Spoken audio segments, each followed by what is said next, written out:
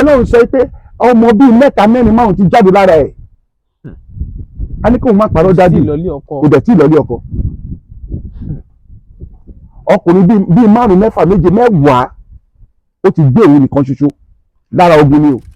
Èpè ìyá wà ń bẹ o, èpè bàbá wà ń bẹ o. Àdúrà lórí òbí là ń sọ̀rọ̀ ní lórí yìí o. Èpè tó ti ṣẹ́ fún lọ́kàn kì í ṣe gbogbo èpè lòbí kan máa ń fi ẹnu ṣẹ́ nígbà míì. Òbí lè gbédé wọ ọmọbìnrin ibà pé n tó dẹ̀ ń ṣe fún mi wàá dẹ̀ jẹun ẹ o. Pàápàá nígbà tó ọmọ sì kéré. Bẹ́ẹ̀ni kí ọmọ tó bí yẹn sì tún máa rí òbí yẹn tó máa jókòó sẹ́nu ọ̀nù ẹ̀ nínú àlá, nínú tó máa rí nínú ojú wọn pé òun rí òbí òun ó ń sọkún. Òbí òun ń sọkún ṣe pé wọ́n ti fi hàn yẹn fún àdá pé àmì sáyẹn lọ́wọ́ ni pé wọ́n ṣe kí ìyá ìbálẹ̀ ní ìbàlẹ̀ ọkàn tí ìyá ìbá ti ní sinmi ọkàn ìwọ́n fẹ́lẹ̀ ò lè ní sinmi ọkàn. Òun làwọn á ṣe gbé kalẹ̀ nínú ìjọ náà ohun gbogbo ni àmì sáà ń ṣiṣẹ́ fún nítorí fún ọ̀nà ọmọ láti là fún ẹni tó bá mọ̀ ọ́. Ọ̀pọ̀lọpọ̀ ò mọ̀ o ṣùgbọ́n pẹ̀lú bí Ọlọ́run ṣe gbé lé wa lọ́wọ́ nínú ìjọ mímọ́ tí a bá gbé èsì yẹn kalẹ̀ that special prayer bí ò mọ bí ọ̀nà yẹn ṣe fẹ́ dé fún ènìyàn ọ̀nà yẹn á là. ATJ Textiles ló túbọ̀ ń jẹ́ kí ojú wa tàn sí aṣọ àdìrẹ ilẹ̀ wa. First National Àdìrẹ Festival tó wáyé kọjá ló túbọ̀ sọ ní jí láti máa túbọ̀ gbárùkù ti aṣọ àdìrẹ wa àti láti mọ ojúlówó yàtọ̀ sí ayédèrú. Ní báyìí gbogbo ẹ̀yin ará ilẹ̀ yìí àtòkè òkun tí ẹ ti ń pè fún ríra aṣọ àdìrẹ yín, ATJ Textiles, Àṣàní àti Àdùkẹ́ Foundation ṣetán láti máa kó ojúlówó ránṣẹ́ lówó tí kò wọ́n jù. Ẹ̀yin náà ẹ wo bàtà, báàgì, agbádá, súùtì, dúfè, beddings, wedding gown, bangles, cotton, táì ọrùn àtàwọn ohun àrà míì tí wọ́n fi aṣọ àdìrẹ ṣe. Ẹ tètè ra tiyín lónìí. Bí ẹ bá sì tún fẹ́ ní rírán kí wọ́n tó kó ránṣẹ́ síbikíbi lágbàáyé ó rọrùn jù. ATJ Textiles wà ní nọ́mbà 8 Olúfẹ́mi Èsúrú Oṣó Street, Ṣódùbí, Oníkólóbó, Abẹ́òkúta, Ogun State, Nigeria. Ẹ̀wẹ̀ ètò ìdánilẹ́kọ̀ọ́ fún individual, corporate àti group wà. Youth and Women Empowerment náà kò gbẹ́yìn ní Àṣàní àti Àdùkẹ́ Foundation. Ẹ pè sórí 0803 472 0409 tàbí 0703-897-7028 lórí Instagram àti Facebook ẹ tẹ̀ ATJ Textiles. Aṣọ àdìrẹ ilẹ̀ wa tiwantiwa ni. Ẹ kú dédé àsìkò yìí o níbi tẹ́ tí wò wá jákèjádò àgbáyé. Olúwatóbilọ́ba Fáṣùgbà ló kọ mi, mo kí yín. Mo wà pẹ̀lú ìránṣẹ́ Ọlọ́run Prophet Igbokoyi, mo kí yín sà. Ẹ kú ìrọ̀lẹ́. Ẹ ṣeun. Ṣáájú gbogbo àdúrà ṣe pàtàkì, ẹ fàdúrà bẹ̀rẹ̀ tó. Ẹ wá mi ẹ̀yin ẹni tèmi, èmi lọ́ba olùpèsè fáwọn tèbí ń pa. Ẹ wá mi ẹ̀yin ẹni tèmi. Jehovah mímọ́, Jésù Kristi, mímọ́, Michael mímọ́, sí olùjọ́mọ́ Ọlọ́run ọ̀ṣọ́fà, ayérayé Ọlọ́run ọba lónìí títí ayérayé lẹ́ẹ̀kan sí mo gbé yíga mo yìn lógo mo ṣe lọ́ba àwọn ọba fún mú wa wà láyé di ọjọ́ òní. Ìwòye ọ̀sẹ̀ kejì rèé táwa sórí afẹ́fẹ́ tí àwọn ènìyàn ń gbọ́ wa táwa ń sọ̀rọ̀ tẹ́ fún wa lórí ọ̀fẹ́. Ẹ tún fún wa lórí ọ̀fẹ́ láti padà wá lónìí láti bá àwọn ènìyàn sọ̀rọ̀. Ọlọ́run bílé wọn mọ́ ṣọ́fà agbé ọ̀gá lẹ́ẹ̀kan ti gbọ́ ọpẹ́ wa. àmín. Èyí tá ò tún sọ lónìí, èyí táwọn ènìyàn yẹn yóò gbọ́ fún gbogbo àwọn tí ènìyàn bí èṣù bí ènìyàn sápamọ́ sínú òkùnkùn tí wọ́n ta fàbà sínú ìmọ́lẹ̀ ayé wọn. Ọ̀run mo gbà ládùúrà lónìí bá mi tọ̀mọ́lẹ̀ sínú ayé wọn fún wọn. Èyí tí wọ́n ó gbọ́ lónìí jẹ́ kó ṣe déédéé fún Olúọ̀run. Èyí táwa yóò sọ lónìí má jẹ́ jẹ́ àsọmọ fún ayé wa. Jésù Olúwa wa. Àmín àmín àmín lórúkọ Jésù. Tọ́ ẹ ṣeun. Àwọn ìbéèrè wà táwọn èèyàn máa ń béèrè. Ǹjẹ́ ó ṣeé ṣe kí òbí gbàdúrà lẹ́yìn ikú? Torí àwọn èèyàn máa ń sọ pé àdúrà òbí lẹ́yìn ikú pó wà ní tòótọ́. Ṣé lóòótọ́ ni? Hallelujah. Hallelujah. Àdúrà tó ṣe pàtàkì ó wà lẹ́yìn ikú tí òbí bá ti sùn lórí ọmọ fún ọmọ tó bá mọ̀ wípé àdúrà ṣe kókó nínú ayé òun, torí pé ọ̀pọ̀lọpọ̀ ọmọ ló ń sun oorun àsùnpara. Tí a bá wo ayé òde òní, hallelujah, hallelujah. a rí wípé wọ́n máa ń sọ ọ̀rọ̀ kan wá ní computer time, computer age la wà lọ́wọ́lọ́wọ́. Ó ti jẹ́ kí ọ̀pọ̀lọpọ̀ ènìyàn kí wọ́n sọ ọ̀rọ̀ Ọlọ́run nù, kí wọ́n sọ ìmọ̀ Ọlọ́run nù. Bíbélì dẹ̀ sọ fún wa pé ó ní àwọn ènìyàn mi ń ṣègbé nítorí tí wọn kò ní ìmọ̀. Ilé ayé ta wà yìí, hallelujah, hallelujah. Ayé wà, ọ̀run sì wà bákan náà. Ayé tẹ̀ ń wò yìí, èèyàn máa ń prepare ìrìn àjò ẹ̀ ní ọ̀run sílẹ̀ nínú ayé ta wà yìí ni. Ló fi jẹ́ pé ọ̀pọ̀lọpọ̀ òbí pàápàá ní ayé yìí wọ́n sọra wọn di adìẹ ọlọ́mọ tí kò bìkítà fọ́mọ. Àwọn adìẹ ọlọ́mọ kan wà tí ò bìkítà fọ́mọ, bẹ́ẹ̀ sì ni àwọn adìẹ ọlọ́mọ kan wà tó máa ń ràgàbo ọmọ ẹ̀. Hallelujah, hallelujah. Bí òbí bá wà láyé tó ń fi tọkàntọkàn gbàdúrà fún ọmọ ní ayé, tó bá sùn àdúrà yẹn á tún máa dé bá ọmọ yẹn. Ṣùgbọ́n ọ̀pọ̀lọpọ̀ ọmọ ló wà lóde òní tí òbí máa ń fi ọkàn ṣẹ́ èpè fún. Hallelujah, hallelujah. Tẹ́ bá rántí nínú fídíò tá a ṣe kọjá sẹ́yìn, a ṣe ẹ̀sìn kan tá à ń pè ní ẹ̀sìn àmísà. A ṣe program kan tá à ń pè ní ẹ̀sìn àmísà. Ṣé rí ẹ̀sìn àmísà yẹn ó wọnú àdúrà òbí lórí ọmọ. Kì í ṣe pé àkàndédé máa ń ṣe ẹ̀sìn yẹn. A sọ̀rọ̀ débẹ̀ ní táìmù yẹn ìgbà tá a fi ṣe fíìmù. Àkàndédé máa ń ṣe ẹ̀sìn yẹn. Ṣé rí ọmọ mi nínú ayé ta wà yìí? Imagine kí ọmọ wà kó máa sọ pé a graduate for example, ọmọ tó ti kàwé títí tó di graduate tí wọ́n dẹ̀ gbà síbi iṣẹ́ tó jẹ́ pé kàkà kan máa fẹ́ràn ẹ̀ níbi iṣẹ́, hatred ló ní ibi iṣẹ́ yẹn. Wọ́n ní tí ò bá nídìí obìnrin kì í jẹ́ kó lú. Ẹ̀sìn yẹn ní oní. Kí ọmọbìnrin wà kó máa ní òun ní miscarriage lẹ́ẹ̀kìnní lẹ́ẹ̀kejì títí lọ dé orí ìkarùn-ún, ogun kejì nìyẹn o. Ọmọbìnrin ní àáwà tẹ́ bá bèèrè lọ́wọ́ ẹ̀ pé ilé ọkọ mélòó ló ti gbé, ó tẹ̀ wọ́pọ̀ lára àwọn sísí wa. A ní tẹ́tí mi ò tí ì lọ ilé ọkọ, ó wá ṣọ́nà ni o, mi ò tí ì lọ ilé ọkọ. Àmọ́ ẹ̀mí Ọlọ́run sọ wípé bí mo ṣe ń wò ẹ́ yìí, ẹ̀mí Ọlọ́run sọ wípé ọmọ bíi 3 4 5 ti jáde lára ẹ̀. A ní kí òun má parọ́ dájú, kò dẹ̀ tí ì lọ ilé ọkọ. Ọkùnrin bíi 5 6 7 10 ó ti gbé òun nìkan ṣoṣo lára ogun ni o. Ara ogun ni pé kì í ṣe pé lásán. Lára ogun ni o. Èpè ìyá wà ń bẹ o, èpè bàbá wà ń bẹ o. Àdúrà lórí òbí bá ń sọ̀rọ̀ ní lórí yìí o. Ọmọ mi tí òbí ẹ̀ bá sùn, mo máa ń sọ fún wa ní gbogbo ìgbà pé nínú ìjọ mímọ́ àwa kì í kú, ènìyàn kì í kú, ènìyàn máa ń sùn ni. Ènìyàn máa ń sùn ni fún àwọn ènìyàn mímọ́. Àwọn kan wà wọ́n á sùn wọn ò ní jí mọ́. Àwọn kan wà wọ́n á sùn wọ́n á tún máa jí láti máa gbọ́ àwọn tí wọ́n fi sílẹ̀ lẹ́yìn. Òun ni àwọn ọmọ tá à ń sọ yìí lórí àdúrà lórí òbí, àdúrà òbí lórí ọmọ rádà. Ibi tá a bá ń lọ gbogbo rèé lórí àdúrà òbí lórí ọmọ. Nígbà tí ọmọ mi bá dààmú títí láyé, ẹ jẹ́ ká fi ọ̀rọ̀ ti àwọn ti Nàìjíríà sílẹ̀. Obìnrin á bá ẹlòmíì fínra títí nínú Nàìjíríà títí á bá dé ìlú London, á bá dé US, á bá dé Canada, nítorí pé kò béèrè ojú ọ̀nà tó tó gbéra. Nígbà tó bá wá dọ̀hùn wọn ló ó ti má rì, ó lè jẹ́ wọn àtọkọ gan lọ́jọ́ lọ sọ́hùn. Wọ́n á dọ̀hùn tán kò ní pẹ́ ọdún kan ọdún méjì wọ́n ti yára wọn. Ọkọ àgbọ̀tọ̀ ìyàwó àgbọ̀tọ̀ tí ò bá nídìí obìnrin kì í jẹ́ kúmọ́lú. Ọ̀pọ̀lọpọ̀ wọn ó lè jẹ́ pé èpè òbí ló ń jà ó lè jẹ́ pé òbí ó lè jẹ́ pé òbí ló ń jà á.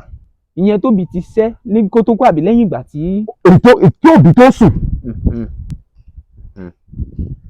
ètò tó ti ṣẹ́ fún lọ́kàn kì í ṣe gbogbo èpè lòbí nǹkan máa ń fi ẹnu ṣẹ́ nígbà míì òbí lè gbédè wọ ọmọ mi ibà pé n tó dẹ̀ ń ṣe fún mi yìí wàá dẹ̀ jẹun ẹ o. pàápàá ńgbà tọmọ sì kéré. bẹ́ẹ̀ni tọmọ sì kéré. wàá dẹ̀ jẹun ẹ o. bóyá ni yá lọ gbé kinní yẹn wá kò tètè gbé dé. àdúrà òbí lórí ọmọ ló ṣe kókó. olóyún jẹ́ pé àdúrà òbí lẹ́yìn ikú ó ṣe pàtàkì o ṣùgbọ́n ọ̀nà tí ó máa gbégbà ó dágbára gan òun la ṣe máa ń kọrin yẹn nínú ìjọ náà pé ọ̀nà tọ́lọ́run gbà ṣòro láti ṣe iṣẹ́ rẹ̀ ọ̀nà rẹ̀ nìkan kò mọ̀ àwa máa rí ìdí ni. ó tún máa sọ ńbẹ̀ ó ní àláìgbàgbọ́ ṣẹgbọ́ àláìgbàgbọ́ wọn yóò ṣìnà wọn kọ́ṣẹ́ Olúwa ṣùgbọ́n àwa tó gbólúwa gbọ́ a kì yóò pòfo láyé. Jeremiah 33 verse 3 ó ní ké pè mí èmi ó sì dá ọ lóhùn èmi ó sì fi ọ̀nà ńlá àti òtítọ́ hàn ọ́ tí ìwọ kò mọ̀. ṣé ọmọ pé ọ̀nà tí wọn ò mọ̀ ni àwọn tó wà nínú òkùnkùn yẹn tí ogun yẹn ń jà. Imagine kéèyàn ta ọ̀nà ní ìlú Nàìjíríà ó lóun lọ sókè òkun ẹgbẹ́ náà kí ló fẹ́ lọ ṣe ṣé kìí ṣe kó fẹ́ lọ sórí rẹ̀ ni. ó wá dọ̀hùn ó wá lọ bá nǹkan mi ìpàdé. ìyẹn alágbára díẹ̀. nínú oṣù January tí a lò kọjá yìí course tí mo ní lórí ìrìn àjò tí overs lásán lórí àwọn ìrìn àjò báyìí tí n bá bù kéde sà it's over 30 tẹ́lẹ̀ bá sọ ti ọ̀tọ̀ tẹ́lẹ̀ bá sọ ti ọ̀tọ̀ tẹ́lẹ̀ bá sọ ti ọ̀tọ̀. Matthew chapter 7 verse 7 ó ní béèrè a ó fi fún ọ kọkùn a ó ṣí sílẹ̀ ẹni bá béèrè lọ́lọ́ máa fi fún. ìrìn àjò yẹn lágbára gan òun bí a fi gbé ẹ̀sìn àmísà yẹn kalẹ̀ nínú ìjọ níwọ̀n yẹn. a máa fi ń bẹ àwọn màlẹ́kà lórí òbí tó ti sùn kádùrá àwọn lè gbà lórí ọmọ kí àdúrà àwọn kó lè gbà lórí ọmọ. òbí mi ti bínú títí nínú ayé yìí lórí ọmọ ó ti bínú títí débi pé òbí fún ara ìgbà tó ń gbọngàn sùn ògbóngbòn ní ìsinmi ibi tó wà. gbẹgàn ní ìsinmi ibi tó wà. ní ìsinmi ibi tó wà. ṣáàmì sáyẹn náà wà ń ṣiṣẹ́ fún. hallelujah ó ń ṣiṣẹ́ fún òbí yẹn gbọ̀ngàn náà pé kó ń gbọ́ lè ní ìsinmi níbi tó wà. pé kì í ṣe fọ́mọ nìkan. fọ́mọ nìkan kọ́ tí òbí ò bá ní ìsinmi níbi tó wà báwo lọmọ ṣe fẹ́ ní ìsinmi. tó bí ò bá ti ní ìsinmi ọmọ gan ò lè ní ìsinmi. Imagine pé òbí tó ti sùn tí kì í ṣe pé ó kú mo sọ fún pé àkínkú ìjọ mímọ́ a máa ń sùn ni tí òbí bá ti sùn táwọn kan sọ pé ó kú imagine kí ọmọ tó bí yẹn sì tún máa rí òbí yẹn tó máa jókòó sẹ́nu ọ̀nà ẹ̀ nínú àlá nínú tó máa rí nínú ojú wọn pé òun rí òbí òun ó ń sọkún òbí òun sọkún ṣe pé wọ́n ti fi hàn yẹn fún ẹ pé àmísà yẹn gbọ́dọ̀ pé wọ́n ṣe kí ìyá ìbálẹ̀ ní ìbàlẹ̀ ọkàn tí ìyá ìbá ti ní ìsinmi ọkàn ìwọ́n fẹ́lẹ̀ ò lè ní ìsinmi ọkàn òun làwọn á ṣe gbé kalẹ̀ nínú ìjọ náà ohun gbogbo ní àmísà ń ṣiṣẹ́ fún nítorí fún ọ̀nà ọmọ láti là fún ẹni tó bá mọ̀ ọ́ ọ̀pọ̀lọpọ̀ ò mọ̀ o ṣùgbọ́n pẹ̀lú bí Ọlọ́run ṣe gbélé wa lọ́wọ́ nínú ìjọ mímọ́ tí a bá gbé èsì yẹn kalẹ̀ that special prayer mi ò mọ bí ọ̀nà yẹn ṣe fẹ́ dé fún ènìyàn ọ̀nà yẹn á là. ṣé a sì rí àwọn testimony tó ti. hallelujah testimony tí ó wáyé ní oṣù January tí a lò kọjá yìí kò ṣeé fẹnu kàsà kò ṣeé fẹnu sọ kò sí ẹni tí a dáwọ́lé nǹkan yẹn fún sà kò lè pé 21 days. kò lè pé 21 days. kò lè pé 21 days tó bá ṣe ní àṣepé gẹ́gẹ́ bí ẹ̀bẹ̀ lòun ṣe là sílẹ̀ ọ̀nà ara ní Ọlọ́run o ṣùgbọ́n ẹni tí ò bá débẹ̀ kò lè rí ní tó wà níbẹ̀. ó dà torí nínú àwọn àlàyé yín ẹni nínú ìjọ mímọ́ ni a ti gbé ẹ̀sìn àmísà kalẹ̀ olùmíì wà ìjọ sẹ̀lẹ̀ kọ́ ni ó ń lọ, kò lọ sí kíní, ẹlòmíì tiẹ̀ lọ síjọ kankan, ṣùgbọ́n wà pé ọ̀rọ̀ yìí ó dẹ̀ ń tọ́ọ̀chì òun o, òun fẹ́ ṣe é bóyá fáwọn òbí òun tó ti sùn, ṣó lè ṣe? hallelujah. hallelujah. àmísà ò sí fún ọmọ ìjọ mímọ́ nìkan, ó wà fún muslim, ó wà fún christian, for everybody, ṣùgbọ́n kan ló wà níbẹ̀ sá. ṣe rí ìjọ mímọ́ Matthew chapter Exodus chapter 20 ọlọ́run sọ níbẹ̀ ó ní ọlọ́run owú ni mí. ọlọ́run owú. gbọ́dọ̀ ọlọ́run owú, ìwọ kò gbọ́dọ̀ ní ọlọ́run mi náà pẹ̀lú mi, ọlọ́run ti sọ. tí àwọn bá fẹ́ jẹ́ òṣàká kó jẹ́ òṣàká, wọ́n fẹ́ jẹ́ òṣoko kó jẹ́ òṣoko. bíbélì sọ ó ní kò gbóná kò tutù, ó ní àwọn máa pọ̀ jáde ni. èmi sọ categorically as a prophet of God in Celestial Church of Christ. bí ènìyàn bá gbọ́ ohùn mi lórí afẹ́fẹ́ lónìí tí ọ̀nà ẹ̀ ti dàrú, tí nǹkan ò jọra wọn mọ́ fún ènìyàn irú ẹ̀ tó bá fẹ́ dáwọ́lé irú nǹkan báyìí, you may be a Muslim, you may be a pagan, èmi ìbá gbà wọn lámọ̀ràn kí wọ́n kọ́kọ́ gbé gbogbo torí ẹlòmíì ó ti fi owó ṣe oògùn débi pé oògùn ò jẹ́ nǹkan fún mọ́. àní mo ti rí èèyàn kan tó pè láti lóyìnbó, lóun ti ná 90 million. Imagine. lórí pé ó ń sáré sọ̀tún sáré sósì. Imagine. Hallelujah. Hallelujah.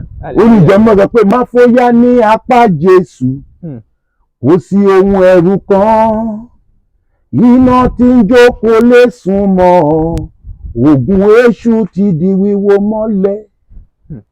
tí o bá gbàgbọ́ nínú Ọlọ́run, kò sí ohun tó ṣòro fọ́lọ́run láti ṣe, kò sí ogun kan tó ṣòro fọ́lọ́run láti ṣe nínú ìjọ mímọ́ ta wà yìí. fún ẹni tó bá ń gbọ́ mi lónìí tó ti pinnu ọkàn ẹ̀ wípé ohun tí mò ń gbọ́ lórí afẹ́fẹ́ yìí, tó bá ní ìgbàgbọ́ pẹ̀lú ẹ̀, tá a bá dáwọ́lé fún un, tá a gbé ẹ̀sìn yẹn kalẹ̀ fún ènìyàn, fún àwọn tó ti sùn, dájúdájú irú ọ̀nà èyí bẹ́ẹ̀ ó máa là. kò síbi tí ènìyàn wà tí afẹ́fẹ́ ò fẹ́ bà. mo fẹ́ béèrè bí nǹkan lórí gbígbé ètò yẹn kalẹ̀ fáwọn òbí ẹni tó ti sùn. ṣé dandan ni kó jẹ́ pé bóyá òbí èèyàn àti bàbá àti ìyá ló ti sùn kéèyàn tó lè ṣe ni, àbí tó bá yẹ pé ẹnìkan ló fẹ́ ṣe fún àwọn méjèèjì ṣó ṣe é ṣe bẹ́ẹ̀? hallelujah. hallelujah. ẹlòmíì wà bàbá ló ti sùn tí ìyá sì wà. tí ọmọ bá fẹ́ ṣe fún bàbá, àjọṣepọ̀ àti ọmọ àti ìyá náà jọ máa pawọ́pọ̀ ṣe nǹkan yẹn, torí àdúrà yẹn máa lọ sórí ọmọ àti ìyá. ọmọ lè sọ pé òun gbọ́ nǹkan báyìí, òun fẹ́ ṣe nǹkan báyìí fún òbí òun, bàbá òun tó ti sùn, ìyá dẹ̀ ṣì wà láyé. tó pé níbi tá a ti fẹ́ ṣe program yẹn, ó ní seat tí àwọn tó fẹ́ ṣe nǹkan yẹn máa jókòó sí láàárín nínú church. ìyá ètò ṣì wà láyé máa wà níbẹ̀. bó jẹ́ first born ló gbọ́ tó fẹ́ ṣe, tí àwọn àbúrò mẹ́rin márùn-ún wà lẹ́yìn ẹ̀, àwọn márùn-ún gbọ́dọ̀ wà níbẹ̀. kí wá tó wá ṣe dandan o. hallelujah. ibi tí mo ń lọ gan nìyẹn. kí wọ́n tún ṣe dandan o, torí àjọ bí wọ́n papọ̀ òní kí mọ̀ wá jọ ṣe ọ̀kan o. àkọ́bí ló gbọ́ nǹkan yìí tí ogún wà nínú ayé ẹ̀. àwọn tó bí tẹ̀lé lẹ́yìn wọ́n lè má nífẹ̀ẹ́ sí, tó bá lọ bá wọn, tí ó bá sọ létí wọn pé wọ́n gbọ́ sétí lásán fún ẹni tí ò nífẹ̀ẹ́ sí irú nǹkan bẹ́ẹ̀ yẹn, ó lè jẹ́ kí iṣẹ́ ìbọn má ní jẹ́ ìtẹ́wọ́gbà. ojú la rí o. kò sẹ́ni tó mọkàn lọ́hùn. ọ̀rẹ́ òde ní o. nǹkan tá à ń sọ̀rọ̀ yìí, èmi ti rí ẹni tó wá láti London tó wá ṣe lórí òkè yìí, tó ti gbé láti ìlú London tó wá ṣe lórí òkè, ṣe kìíní kì í ṣe méjì kì í ṣe ogún sà, tó ní dáàdi ẹ jọ̀ọ́ òun ò fẹ́ kẹ́nìbọ̀dì mọ̀ pé òun wá ṣe nǹkan yìí, torí ogun tó ń dojúkọ òun ogun ìdílé ni. àdèṣe kò pé 21 mo sọ̀rọ̀ 21 days, kò ní pé 21 days gbọ́dọ̀ rí yípadà nínú ayé ẹ̀. ìjọ mímọ́ ni sà. Mo béèrè kan nínú ètò tó kọjá ṣùgbọ́n màá béèrè báyìí torí ẹlòmíì wà kò wo yẹn eléyìí ló ń wò ó ní wípé kí ni tẹ́nìkan fi mọ̀ wípé ó yẹ kí òun ṣe àmì sà. D-Flash Express Logistics Services has gone far, even beyond your imagination, to serve you better in Ibadan and beyond. D-Flash Express Logistics Services has proven integrity to make you get whatever you want, wherever you are, and whenever you wish. Our services include global and local courier services, e-commerce, express delivery, pickup and delivery, and a lot more. Your convenience and safety of your parcels and luggages are so paramount to us. For further inquiries, please call D-Flash Express Logistics Services on 0906 727 0530 and 0805 467 5088. D-Flash Express Logistics Services. Your convenience is our priority.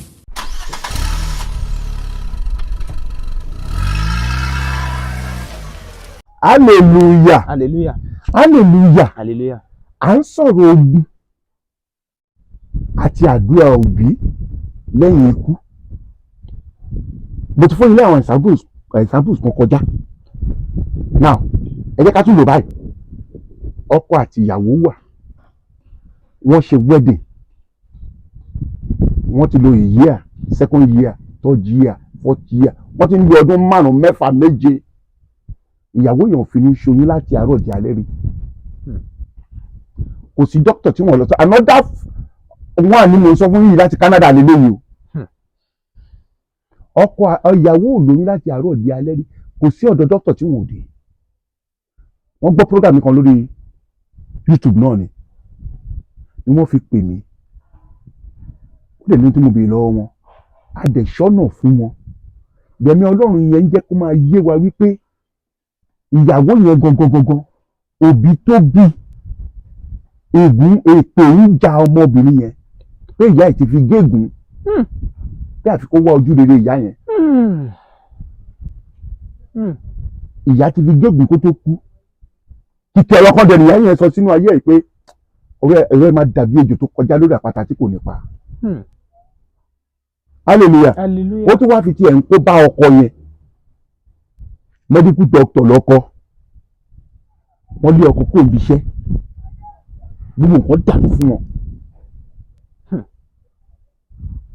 Pípè tó pè ta ṣọ́nà fún wọn. Lẹ́mí Ọlọ́run sọ wípé àwọn ènìyàn àjò báyìí kárí débi pé ó kan ti àmísà yẹn. They spent almost 2 months in Nigeria nínú church ten way. Hallelujah. hallelujah. Wọ́n tó lọ ní ibi sà, mo fi gbogbo ẹnu sọ fún yín pé ìyàwó yẹn lóyún ó gbóyún láti Nàìjíríà lọ sí wọn. hallelujah. Nígbà tó di the following year ibi náà tún padà wá tí wàá ṣe ìkómọ ọmọ yẹn. Ìyanu lọ́lọ́run o fún ẹni tó bá gbàgbọ́ tó ti ṣègbọràn nìkan ṣoṣo ní sà. Fún ẹni tó bá gbàgbọ́ tó sì ṣègbọràn nìkan ṣoṣo ni. Bẹ́ẹ̀ni. Ó dà ìyẹn bẹ́ẹ̀ lọ́pọ̀ ìgbà lóòótọ́ àwọn èèyàn máa ń ní tí èèyàn bá ti délùú òyìnbó kó lọ fọkàn balẹ̀ ó ti ṣoríire náà automatically bó tiẹ̀ wọ́bẹ̀ bó tiẹ̀ kúrò Nàìjíríà ó wọ́bẹ̀ lásán ó ti ṣoríire náà nìyẹn. ṣùgbọ́n síbẹ̀ ọ̀pọ̀lọpọ̀ á tún sì máa sọ pé ẹ̀yin ará bí ẹ̀ sí ń bẹ̀ lẹ́ẹ̀mọ́ ń táwọn ń fèsì kódà igbá àwo àtòríṣiṣẹ́ àwọn ìṣòro mi wọ́n á fẹ́ béèrè ṣé agbára tún sì máa ń ká àwọn tó wà ní èèyàn níyàn ṣàǹgbé lọ́pọ̀ ìgbà wá ní ẹlòmíì wá ní kó jìnnà sílé ṣé agbára tún sì máa ń ká àwọn tó bá tún jìnnà sí àwọn ará ilé ni bí ogun lé tí wọ́n ní ó sábà máa ń bá àwọn èèyàn fún ṣé agbára tún sì wà torí àwọn tó ti lọ lóyìnbó kò yẹ ká tún máa complain. hallelujah. Ọ̀rọ̀ tẹ̀lé ń béèrè lọ́wọ́ mi yìí ọ̀rọ̀ tó ń pa mí lẹ́rìn ni. Afẹ́fẹ́ tó ń fẹ́ nínú afẹ́fẹ́ yìí níbo ni kò dé.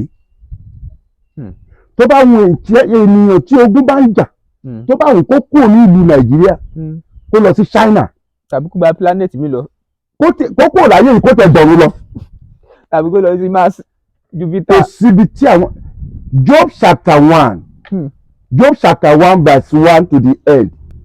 Ọlọ́run béèrè lọ́wọ́ èṣù oníbo ló wà látàárọ̀ olóhùn wà nínú ìrìnkèrindò ayé go and read Job chapter 1 from verse 1 olóhùn wà nínú ìrìnkèrindò ayé which means there is no where you no see devil. Ṣé kí n fún yín ní story kan nínú ayé yìí àwa wòlíì nǹkan tójú wa rí Ọlọ́run ló kàn sọ pé ojú wa ó máa bá wa kalẹ̀ kò yà yín lẹ́nu ojú wa rí nǹkan èmi ti rí ibi tí èèyàn tó pè mí wípé sáà ẹ bá òun ṣọ́nà sáà sí nǹkan báyìí tó ń rí nǹkan báyìí nínú ìrìn àjò òun òun nǹkan báyìí nínú ìrìn àjò lọ́jọ́ tó ní ká ṣọ́nà yẹn gangan àwọn ìyá mẹ́rin ló wá bá mi. wọ́n tí mo ní wọ́n bá mi mi ò lálàá o. ẹ lálàá. mi ò lálàá o. mo wà níbi tí mo ti fẹ́ ṣe prayer bí mo fẹ́ ṣe prayer báyìí ni wọ́n dé. ìrìn àjò yẹn kí n má dáwọ́lé o. kí n má dáwọ́lé o. kí n má dáwọ́lé o. ẹ̀mẹ́ta ni wọ́n sọ. hallelujah. hallelujah. mo gbé ojú mi sókè mo dẹ̀ kọrin kan ní ọjọ́ yẹn bí n pé bá ní mo ṣe kọ orin wo. ó ní ọmọjọ́ celestia mímọ́ látọ̀run mímọ́ wá ní àwọn fayọ̀ àbúsáyọ̀ àǹké hallelujah ẹni tọ́lọ́run ń ṣe tirẹ̀ ta ló lè kọjú já sí. ní Ọlọ́run ló pè mí ó sì sọ pé tẹ̀síwájú má bójú ẹ̀yìn. òun mo ṣe máa ń sọ fún most of our prophet and prophetess tó bá ti mọ ìpè ẹ ò ní jẹ̀yà nínú ìjọ mímọ́. èmi ò gba ìpè wípé gbàdúrà fún èèyàn fún blessing o èmi ò gbàdúrà fún blessing fún èèyàn. kí ló dé. hallelujah. hallelujah. ẹni tí wọ́n ti gbójú látẹ̀yìn wọ́n ti gbójú èèyàn láti ẹ̀yìn ẹrù wíwo wà lórí ẹ̀ ẹrù wíwo wà lórí ẹ̀ kò kọ́kọ́ mọ bí ẹrù wíwo yẹn ṣe fẹ́ bọ́ sílẹ̀ ẹ bá sọ pé kí ìbùkún tó bọ́ sí orí ẹ̀. ọrùn ó wọ̀jú. orin kan wà níjọba a máa kọ́ yẹn pé ràn mí lọ́wọ́ ẹrù mi wíwo orin àkọ́kọ́ tó gbọ́dọ̀ kọ́kọ́ nìyẹn ràn mí lọ́wọ́ ẹrù mi wíwo ràn mí lọ́wọ́ ẹrù mi wíwo olùjọ́ mímọ́ ràn mí lọ́wọ́ ó kọ́kọ́ gbàdúrà yẹn kó kọrin yẹn kẹ́yìn yẹn kọ́kọ́ bọ́ sílẹ̀ ìrìn àjò ìpè táwa nínú yẹn ogun yẹn làwa wá jà nínú ìjọ mímọ́ Ọlọ́run dẹ̀ sọ pé tí ènìyàn kan bá gbé ogun wá ní ọ̀nà kan òun máa ṣe ní ọ̀nà méje tí n bá ti dáwọ́lé Olóhùn á ṣe ní ọ̀nà méje tó gun ènìyàn kan ṣe bá wá ṣe ní ọ̀nà méje Olóhùn á ṣe ti tèmi fún ara mi ní ọ̀nà 21. 21. sáà èmi máa ń gbàdúrà fún ogun gbogbo ìgbà nínú ìrìn àjò yìí o. níbi táwọn míì ti ń sá. èmi ń gbàdúrà pé ẹni tó ogun yẹn gangan ẹ rí pé láti bí last week lẹ ti ń pè mí. bẹ́ẹ̀ni ojoojúmọ́ la. àríkọ ẹ bísí lọ́tọ̀ aginjù ni. àìmọye ogun míì tó jẹ́ pé ogun òun ló bá wọnú ayé ẹlòmíì. mo láìpẹ́ ogun jíjà gan ó ní kó máa bóru dẹ́dẹ́ lọ kó máa bóru dẹ́dẹ́ lọ ogun tó bóru dẹ́dẹ́ wọlé kó máa bóru dẹ́dẹ́ lọ. ẹlòmíì kan làjú sílẹ̀ kò ríran o. ọ̀pọ̀lọpọ̀ àwọn tẹ́lẹ̀ wà lóyìnbó yẹn ló jẹ́ pé afọ́jú tó wà nílùú Nàìjíríà tó fọ̀pá múrìn ó bẹ́tà wọn. bí ènìyàn bá ta ọ̀nà tó ta lé nílùú Nàìjíríà tó lóun lọ sókè kún ó fọ́ọ̀dọ̀ lọ sóríire ni ṣùgbọ́n àwọn tí ó jù ú lọ wọ́n ti lọ tẹ́lẹ̀ dé lọ́hùn. mo tiẹ̀ gbọ́ kan wọ́n lé ṣinṣin tẹ̀lé ni ẹ láti Nàìjíríà dé ìlú òyìnbó wọ́n láàrin irun ẹ̀ ló yọ city room sí ó bá wọnú plane ó bá sọ̀kalẹ̀ ní international airport wọn ní Amẹ́ríkà. ó jẹ́ gbá orí ẹ̀ mẹ́ta orí tèmi ò ní burú. orí tèmi ò ní burú ẹ̀yin náà sọ ti yín. orí mi ò ní gbàbọ̀dè. orí mi ò ní gbàbọ̀dè. wọ́n ní kí ló wọ bẹ̀ tán sí báyìí, wọ́n ní tátẹ́gùn bẹ̀ fẹ́ díẹ̀ sí báyìí ló bẹ̀rẹ̀ sí misbehave, wọ́n ní àfìgbà tó kan tiẹ̀. ìyanu lọ́lọ́run, ìyanu ni Ọlọ́run. ṣé rí àdúrà òbí ó ṣe pàtàkì, òun ló máa ń bá ọ̀pọ̀lọpọ̀ fínra tí wọn ò mọ̀. wọ́n dẹ̀ bèrè ojú ọ̀nà ìgbàanì kán ba lè ṣe rere. ìmọ́lẹ̀ wà o, òní tí ìmọ́lẹ̀ bá wọlé òkùnkùn máa ń paradà ní. ogun ti jẹ ayé ẹlòmíì títí débi pé ó ti dín ẹran ara ẹ̀gbẹ́ tí kò lè yọ̀dí mọ́, tí kò lè yọ̀dí mọ́. ṣùgbọ́n tó bá tún bèrè ọ̀nà ojú ọ̀nà ìgbàanì, mo sọ fún yín last time, ẹran tó ti gbẹ á tún rọ̀ o. kò sí ní tọ́lọ́run ò lè ṣe o, ìyanu lọ́lọ́run o. àdúrà òbí ṣe pàtàkì lórí ọmọ lẹ́yìn ikú o. kò dẹ̀ sọ́nà míì tó ń gbégbà ju pé ká ṣe tá bá gbàdúrà fún ẹni yẹn tó bá sọ pé ìrìn àjò àmísà yẹn ni, tá bá ṣì ìrìn àjò yẹn tá a ṣàmísà yẹn fún ẹni yẹn, olú ẹ̀ má la. ó dà tẹ́lẹ̀ kan bá fẹ́ ṣe báyìí ṣùgbọ́n kò wá fi ìgbàgbọ́ sínú ẹ̀, kò fọkàn ìgbàgbọ́ tó jinlẹ̀ sínú ẹ̀, ṣé kẹ́niyẹn sì máa retí n tó yẹ ní retí. hallelujah. torí ara àwọn èèyàn mi bẹ́ẹ̀ wọ́n á ní àwọn fẹ́ lọ dán olú yẹn wò, àwọn fẹ́ lọ ṣe gbá irú ẹ̀ nǹkan. ẹ jọ mo fẹ́ kí irú ẹni bẹ́ẹ̀ kó gbìyànjú ẹ̀ wò. kó gbìyànjú ẹ̀ wò. kó mọ irú ìpè tèmi gan fún ara mi ni. kò lè rí ṣe débi tí ìgbàgbọ́ ẹ̀ máa bá ṣẹ́ yẹn jẹ. kò lè rí ṣe. ó ní ẹ̀mí lọ́lọ́run bí èmi kò tilẹ̀ rí ni, ó mọ ohun gbogbo ó sì lè ṣe ohun gbogbo. igun mẹ́rin tọ́lọ́run gbé wọ̀ mí, igun mẹ́rin lásán kọ́ o. ẹni tí ẹ̀mí Ọlọ́run fẹ́ gbé mi wọ̀ tó fẹ́ mú mi rìnrìn àjò nípa ayé ẹ̀ á sọ orí nǹkan tó wà lọ́kàn ẹ̀ fún mi. tí ẹ bá wá síwájú mi ẹ fẹ́ ṣọ́nà, èmi kọ́ ni mo fẹ́ sọ̀rọ̀. tí wòlíì kan bá sọ fún mi pé máa dógún máa dọ́gbọ̀n to help with such prophet or prophetess. bí ènìyàn kan bá sọ fún mi pé dádì mo ní ogun báyìí mo ṣe báyìí nǹkan báyìí ń ṣe mí, máa sọ fún ẹ wípé jẹ́ ká béèrè nípa ìrìn àjò ìwọ fún ara ẹ, ká má bàa fẹ̀tẹ̀ sílẹ̀ ká máa palàpalàpà. ní tí èmi Ọlọ́run bá sọ fún mi nípa ẹ ni mo máa ṣe. kò sí kan tí wọ́n ń rò yẹn, ó lè jẹ́ pé bóyá nǹkan ẹyọ kan ṣorí tí méje sì wà ń bẹ. kàyí máa jẹ kẹ́hìn kankan wà dádì ẹ wo mo ń fẹ́ láàánú, mo ń fẹ́ ẹni tí wọ́n ti straw bọ̀ lára ní ọ̀nà bíi 41 straw ló wà nínú ara ẹ o tí wọ́n fi ń fà day and night tó lóun fẹ́ aláàánú. tẹlomi dẹ̀rí pipe ni. tọ́kì bọ̀ lára hallelujah. hallelujah. tí ò wá ọ̀nà bí straw yẹn àbí pipe yẹn ṣe fẹ́ kó nínú àgọ́ ara ẹ̀ tó wá blessing. ó dàbí ọ̀rọ̀ àwọn èèyàn kan ni wọ́n ní ayé iṣẹ́ òun mu tọ́níkì.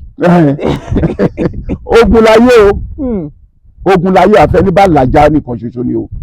ẹlòmíà wà ń bẹ̀ títí á lè kú síbẹ̀. ṣùgbọ́n tó bá ń gbọ́ ètò tá à ń ṣe lọ́wọ́lọ́wọ́ báyìí tó tètè béèrè ọ̀nà ó ṣeé ṣe ọ̀nà àlà. ní báyìí torí ojú ọjọ́ àti bí ipò kan ṣe ń lọ, màá fẹ́ kí ẹ dárúkọ yín lẹ́ẹ̀kan sí, kẹ́ẹ̀dẹ́ fi ẹ̀rọ ìbánisọ̀rọ̀ yín síta fáwọn èèyàn. Thank you very much.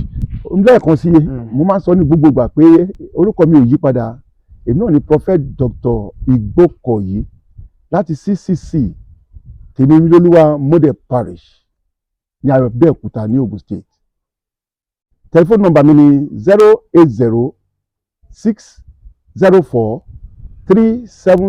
08060437638. mo máa ń sọ ní gbogbo ìgbà. ẹ tún pè lẹ́ẹ̀kan sí.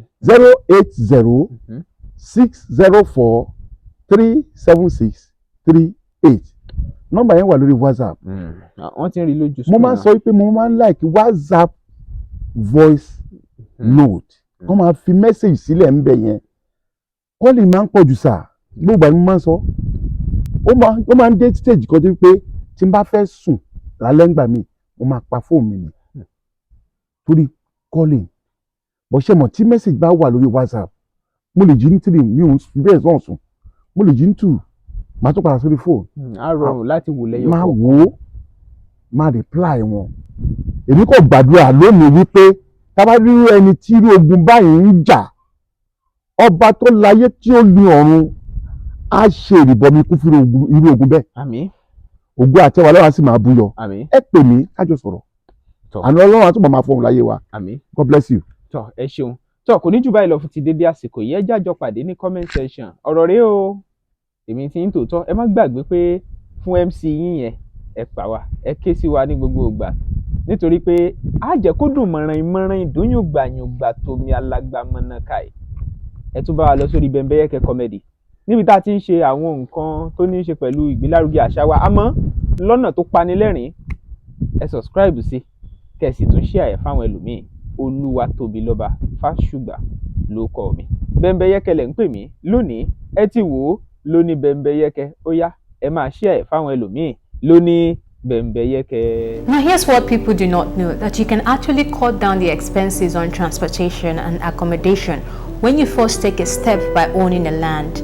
Imagine owning land in one of the busiest places in Abeokuta, matter of fact the heartbeat of Abeokuta, where you have accessible road networks, stable electricity, and you get to meet people of value in this particular environment.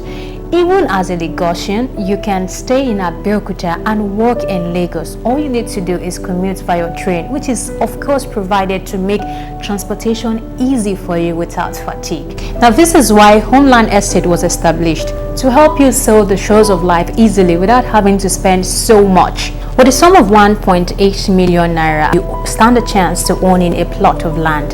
Now the sweet part is, even when you do not have up to 1.8 million naira, 500,000 naira is a very good amount. You can stand a chance to own a land with us. You just need to spread the payment within a stipulated time. We have the 3-month plan, we have the 6-month plan, and we have the 1-year plan. Now imagine you doing all of this. Tell me, how are you going to have to spend the majority of your money for the year in accommodation or transportation? These things are very simple, and that's why we are here for you. Homeland Estates will bring you lifestyle and comfort at your fingertips.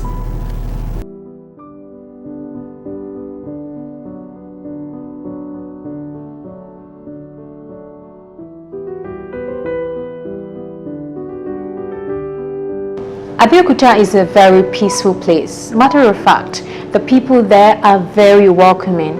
It's the closest to Lagos City.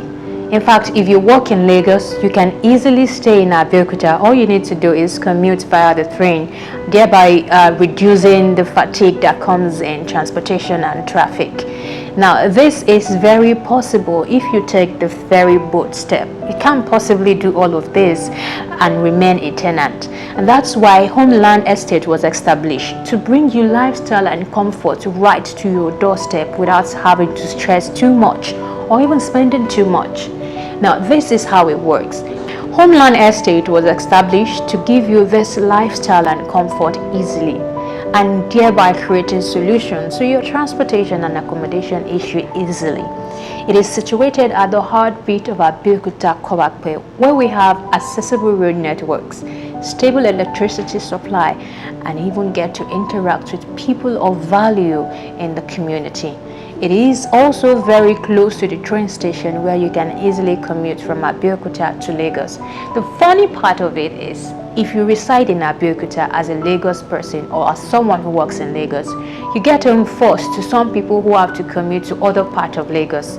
You know the story. You work in VI and you stay in somewhere like Egbeda.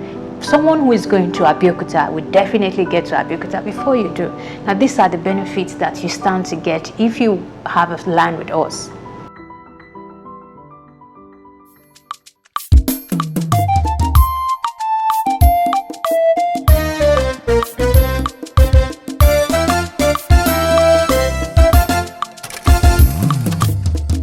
Bembeyeke TV, ìkànnì ìlóyìn ládùn jù. Ó gbafẹ́ ó gbayì, òun ni ẹ máa wò. Bembeyeke TV, ìkànnì ìlóyìn ládùn jù. Ó gbafẹ́ ó gbayì, òun ni ẹ máa wò. Àwọn ètò tó mọ́gbọ́n wá, lóríṣiríṣi ń bẹ níbí ojúlówó ìròyìn ẹ̀gbọ́ tiwa ní í ṣe torí ẹyẹ bí ọ̀gìn ò sí kìnìún lọ bá ẹran ojúlówó ìsọfúnni ló mú wa dá wọn yọ. Bembeyeke TV ìkànnì eléyìí lẹ́dùn ó gbafẹ́ ó gbayì òun ni ẹ máa wò. Bóyá sọpọ̀ jùlọ Bembeyeke TV lẹ́tì máa rí bẹ́bẹ́ ìkànnì eléyìí lẹ́dùn Daniel Salomon ó gbayì òun ni ẹ máa wò.